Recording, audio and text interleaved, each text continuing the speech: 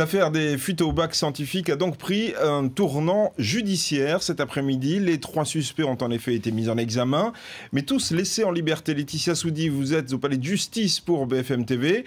L'avocat du cerveau présumé de cette affaire parle même de blague de potache.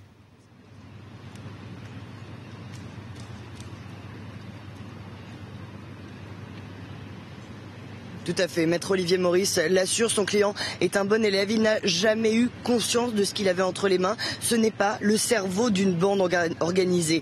L'avocat est donc satisfait que le lycéen soit ressorti libre, qu'il n'ait pas été placé en détention provisoire, comme l'avait souhaité ce matin le parquet de Paris. Le lycéen est donc ressorti libre, je vous l'ai dit, du palais de justice cet après-midi, avec un contrôle judiciaire léger. Il n'a pas souhaité s'exprimer devant les caméras. Malgré tout, il est bien mis en examen pour plusieurs chefs d'inculpation, fraude à l'examen, violation du secret professionnel, abus de confiance, vol et recel. Il est en effet accusé d'avoir eu la photo du sujet de probabilité de l'exercice de mathématiques du bac S.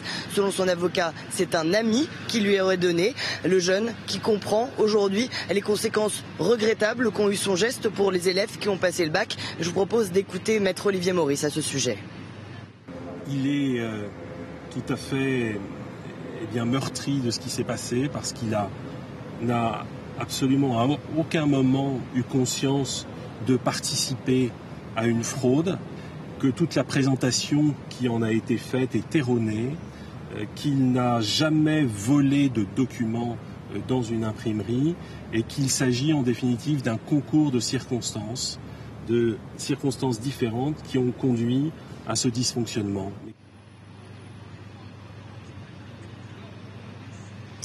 Assez logiquement, les 2 autres suspects, un lycéen et un étudiant accusés d'avoir mis en ligne le sujet, ont eux aussi été mis en examen, mais laissés libres sous contrôle judiciaire. Ils risquent 3 ans de prison et 9 000 € d'amende. Malgré tout, il y a bien une fuite et il manque des maillons dans la chaîne. L'information judiciaire permettra de savoir qui a permis d'avoir ce document. Selon les enquêteurs, tout serait parti de l'imprimerie. Un employé aurait peut-être ouvert les portes. Un principal mis en cause qui est toujours recherché.